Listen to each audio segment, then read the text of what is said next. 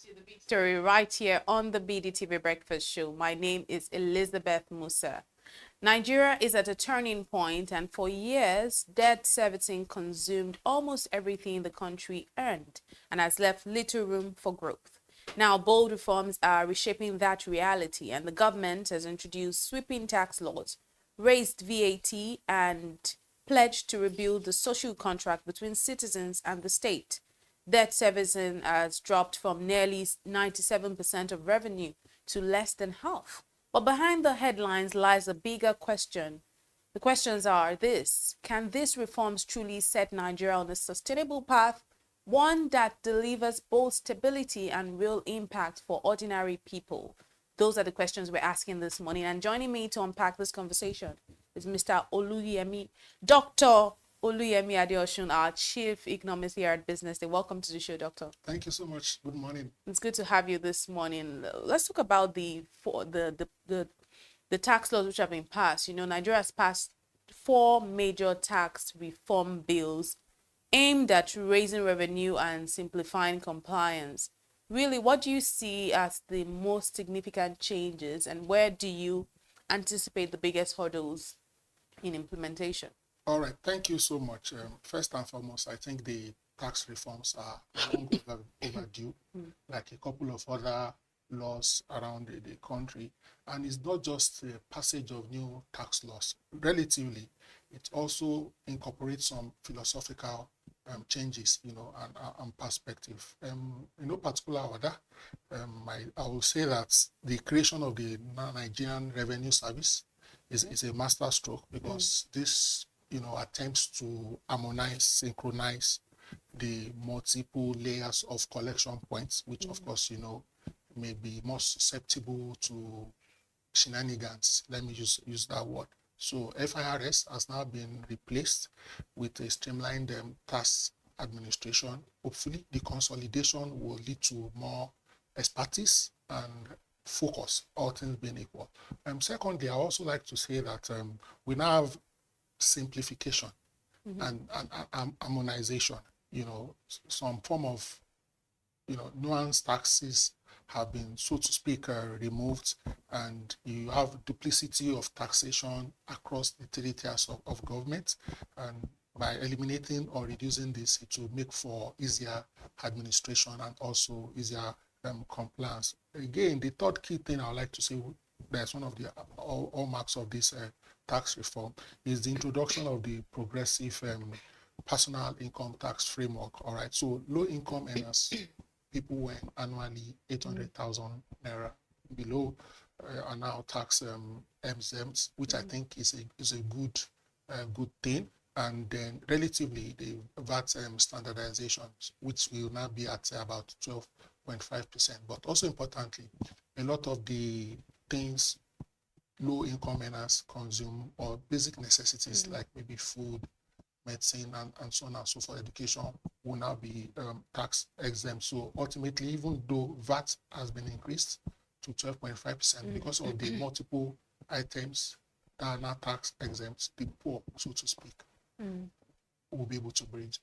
They'll be able to breathe. Yes. So you don't see any sort of hurdles whatsoever in terms of implementation? Yes. So, of course, there are always challenges with anything at all. In no particular order, again, we know that we have what we call a trust deficit, right, in this part of the world, and this is because of the multiple promises. We say government is continual, even though the government of the day may claim we are different, but we've all been in this ship together. Where's Vision 2020? Right. This is 2025. You understand? So trust deficit is obviously a major ordeal, and citizens would love to see more results, to say all the little tax we've been paying, where is it? Where is it? So Where is it if going? we see more infrastructural development, more transparency, it will help to a large extent whittle down the impact of this trust deficit. Again, there may also be challenges onboarding new taxpayers, because one of the things this tax laws harmonization is trying to do is to widen the tax bracket, bring in more people into the tax. But sometimes bureaucracy, especially with formalization, we have a high level of informality here in Nigeria. Right. A lot of people working in the informal sector. How do we bring them to the formal sector? A lot of people still do cash-based transactions. How do we get them to leverage on the various banking and non-banking but formal structures and institutions? Last but not the least, perhaps, is the technical capacity constraints, especially at the subnational levels, the state and local government. So how are we able to work around some of these hurdles? Right, and we've seen that over 60% of Nigeria's economy is informal, yet these reforms are largely focusing on the formal sector. In your opinion, how do we bring the informal economy into the tax net without stifling livelihoods? Yeah, so again, at some levels, at the informal levels, there are some informal tax. Okay. When I say informal tax, you see different people in the markets, bus stops, collecting some form of levies. Whether it goes to the government, that may be a different kettle of shit. So I think apparently we should strive to incentivize formalization as much as possible, ease of registering your business without bringing an arm and a leg. And we are trying to not use coercion now, want to incentivize it. So for example, if formal businesses have more access or easier access to loans at single digits, if you say, we are doing grants, well, grants will be only for registered businesses. So let's create incentives that will encourage people to want to formalize their business. Then there are some taxes that can be introduced. So for example, maybe some flat rates, maybe per month, per quarter, for operators in certain sectors at certain scales. So maybe just say 5,000 per month and so on and so forth. Then you now begin to tie benefits to it. Maybe you cannot access the state's HMO if you don't have evidence of taxation or evidence of formalizing your business. And then lastly, let's try and integrate it into technology. Very important. Let me just add there that we should find a way to track. So some people today use POS, ATMs, and so on and so forth. The government should see how to track the inflows and then be able to analyze based on your inflow per month or per year. Is it commensurate to your taxes? Okay. Now, we've seen that also that the government has reduced debt servicing costs from almost all of our revenue to under half. Is this shift actually sustainable, or are we simply postponing another crisis? All right. To some extent, I will say it's an improvement because the data shows so. But in some quarters, there's still some skepticisms that this improvement may be fragile. And the reason is there's this thought that we are enjoying some form of windfall. But you'll see that some of this windfall is attributed or attributable to deliberate policies. Policies which include, for example, liberalization of the foreign exchange market, also the removal of the fuel subsidy. And then we have generally improved our production of oil. So we now sell more quantity relative to our recent immediate past. And also, to some extent, we've enjoyed some good fortunes with the increments in the fuel price. So all of this cumulatively has led to increase funding that FAC is now able to share. But we must ensure that, how do we consolidate? How do we ensure that this windfall is not temporary or short-changed? So we need to rapidly develop and improve our domestic capacity to generate revenue. And then we also need to avoid fiscal backsliding. What do I mean by fiscal backsliding? What does it mean? All of the reforms that have been put in place, we must sustain them and not succumb to populism. So that, because give or take, we've already suffered. If we don't persevere, we will not enter into the limelight of economic prosperity. Thankfully, relatively, the economy is stable. But we still need to hang on so that we can now become even more stable, and the citizens, ordinary Nigerians, can see the dividends of the pain they have already gladly suffered. Right. So we must avoid fiscal backsliding, like you Yes, said. yes, But yes. let's talk about the VAT. The VAT, it has gone up from 7.5% to 12.5%. Though the essentials are exempt, many people are asking if these measures are enough to protect low-income households in the current economic climate. What's your take on that? So, relatively, by the design of these amendments, it is equitable. Note, I said by the design. You know, Right. a policy may be different from implementation or reality. So we have uniform implementation, consistent implementation. Will it affect all the sectors, everyone equally at the same time? So that remains yet to be seen. But generally speaking, you will see that a lot of the things that are tax exempt, the things that affect the common man, all right, food, education, transportation. These are things almost everybody patronize. And to some extent, which is good, that's why I mentioned earlier, progressive taxation. We've attempted to push things to luxury services and also non-essential service. By non-essential means when you purchase or patronize those things, it's a choice. And you're a big man, so to speak, if exercising your discretion and leveraging on choice. Again, we must ensure robust implementation so that we prevent overreach. We also need to ensure that there is aggressive education. We want to avoid illegal VAT deductions where maybe some SMEs or some business owners are overcharging or charging on non-essentials, playing on the ignorance of the of consumers. You understand what I mean? So education for the citizens, education for the SMEs, the business owners, and so on and so forth. So we want to also ensure that the net VAT impact is positive. What do I mean? Whatever VAT we collect, can we tie it to projects? Can we tie it to outcomes that people will know this is what we paid for and this is what we get? Yeah, so this Right. are my 2 cents. Right. This is quite an interesting conversation because I mean I've heard everything you've talked about so far, so good. But a lot of this conversation is pretty much about trust. Now, citizens they want to see where their money is going. They want to know what is being done with their money. I like that you've already, outlined some things, but really, can you give us more like practical steps that policymakers can take to actually rebuild that social contract and actually prove that taxes actually deliver public goods?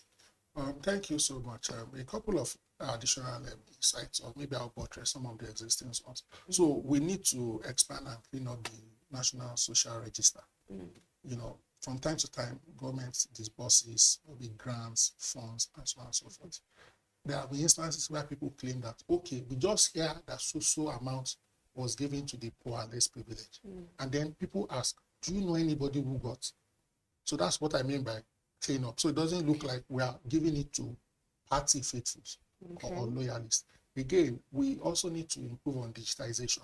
Our NIN, this is where it should come in. And of course, if NIN, that's National Identity Card identification, is also linked to BVN, then we'll genuinely know who are the poor or super poor, and then disbursement is made to them so we can put a face to the beneficiaries. Then on a general large scale, we want to be able to continue such initiatives as free meals in public schools, especially in most vulnerable areas. We want to see improvement in our primary healthcare services, provision of drugs, infrastructure, transport subsidy, water, roads, and so on and so forth.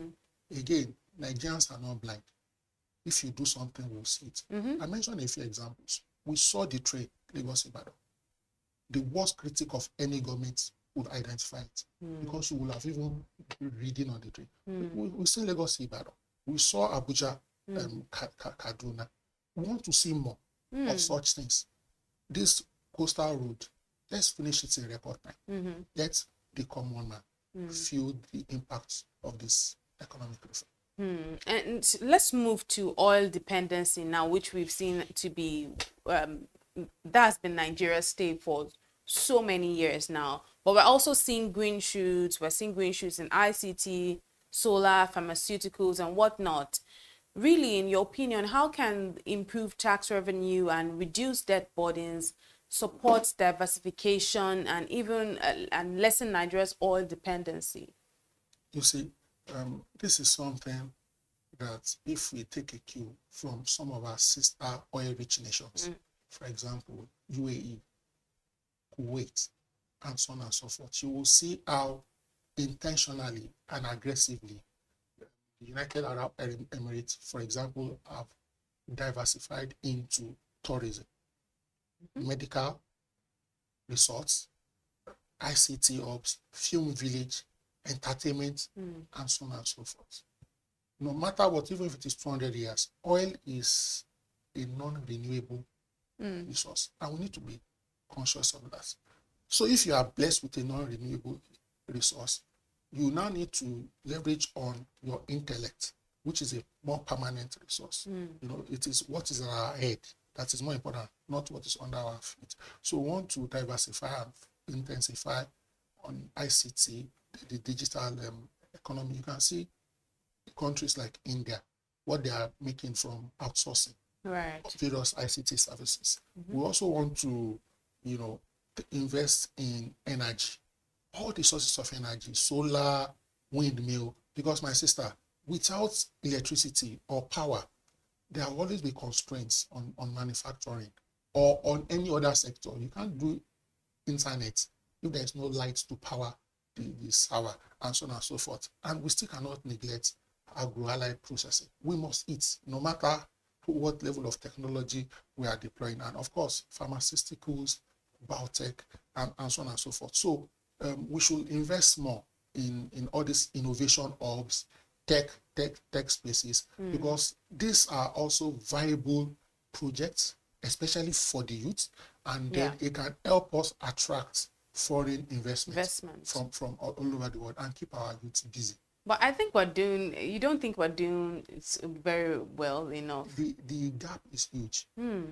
So if you are just scratching the surface, you need to do more. The unemployment is still huge. And the potential, global potential, what's the market share that we are taking? So we need to do more. We need to do more. Yes. Let's move to the IMF now and talk about what they say about Nigeria, because they think that Nigeria has stabilized in our macroeconomic environment, but that stability is fragile. How critical is it that reforms and debt management continue with discipline in the months and the years that are ahead of us? So the challenge with any stability that is fragile is that it can quickly reverse. In fact, you are just maybe one poor policy away. But do you even agree with that statement? Yes. You do? That's obvious. At least in the last 1 to 2 quarters, we've seen stabilization. Of course, and stabilization simply means, for example, the dollar is not going up. We've seen it drop maybe from like 1.8 to 1.5. That doesn't still mean it's low enough, because if you compare it with 2 years ago, you understand what I mean. But that things are not going up like before. Inflation too has dropped from 30-something% to 20-something%. Even that's debatable based on people who say, oh, it's because of the change in formula and calculations. But we can feel some form of stability, but we don't want that stability to be reversed. And so we must continue to be disciplined. Financial, fiscal discipline is very important. And let me quickly also add there that the government who needs to appear to be disciplined. What do I mean? We should be conscious. So political office holders, why should you have tacticals in your entourage? Reflect, think about it. I won't mention names. We saw a minister using a personal Rolls Royce. Yes, it's your personal Rolls Royce, but what's the look and feel to the citizen? How many people will you explain to and be able to convince that you worked hard enough to buy a Rolls Royce when you are in public office? So we also need to continue with the forex liberalization. Hopefully, thankfully, our exports is improving. If we can export more, so that the balance of trade surplus will increase significantly. And then the general institutional reforms, part of which is National Revenue Service. And across all the critical sectors, then we focus more, for example, solid minerals. How do we get more of these minerals? Beyond exports, solid minerals, how do we also add value so that as much as possible, we are not exporting strictly only the raw materials. We are adding value to the gold we refine in Zavra, our shea butter oil, and so on and so forth, so that we can get more revenues for our efforts. Right. Dr. Adeosun, before I get your final submissions, some critics will refer to Nigeria's economic reforms as shock therapy. Do you agree or not? So the thing is that shock is a necessity. Let's digress a little. Intelligent digression. When somebody's heart stops beating, what do? You apply shock. Yes. To the chest. Right. So that you can do what? You can revitalize. So it's a necessary shock. But we also need to now provide, let's go to automobiles, shock absorber. So that the impact of the shock won't be too extreme, and then we can settle down and enjoy the ride. So some of the things we need to do properly going forward, I will use the word reform sequence. Sometimes if you have 4 reforms, should all the 4 kick in at the same time? Which should kick in first? Should there be a lag, 3 months, 6 months, and then should there be some corresponding palliatives? Is very important. We need to also improve with what I call communication and change management. Sometimes we have good intention, but don't forget that all Nigerians are not economists.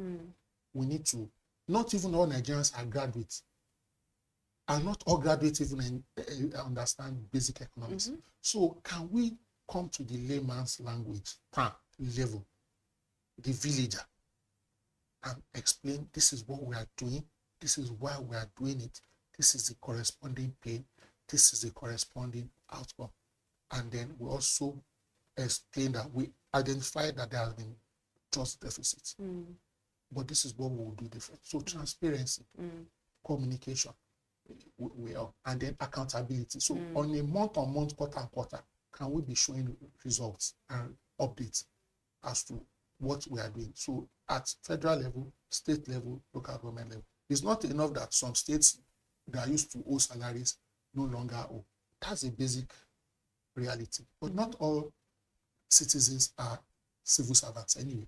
So we need to see things that all of us can feel. We'll feel the hospital, we'll feel the school, we'll feel the road, we'll feel infrastructure, just to mention a few.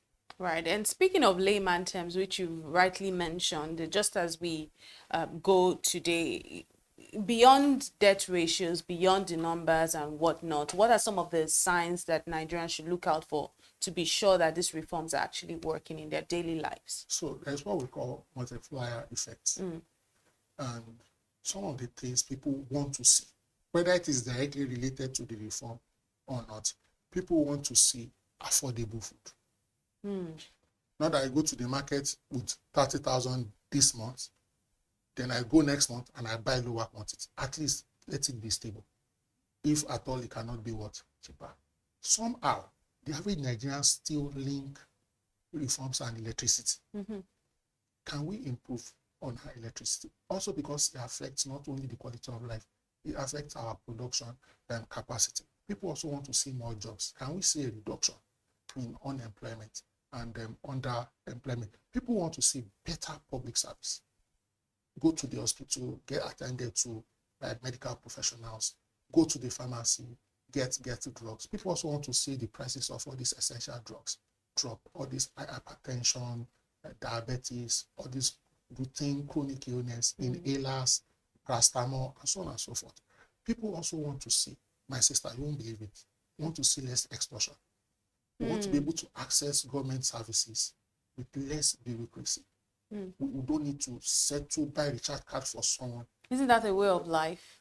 It's reforms means adjustment in behavior. If we don't adjust those negative behavioral patterns, some people will not agree that the reforms are working. So we need to see police that is upright. They are part of the system, and the reforms must touch how they render service professionally to Nigerians, to the citizens. Thank you. All right, thank you very much, Dr. Oluyemi Adeosun, Chief Economist here at Business Day. Thank you very much for joining us this morning. This has been The Big Story right here on the BDTV Breakfast Show. My name is Elizabeth Musa. Up next is Social Listening. Do stay with us.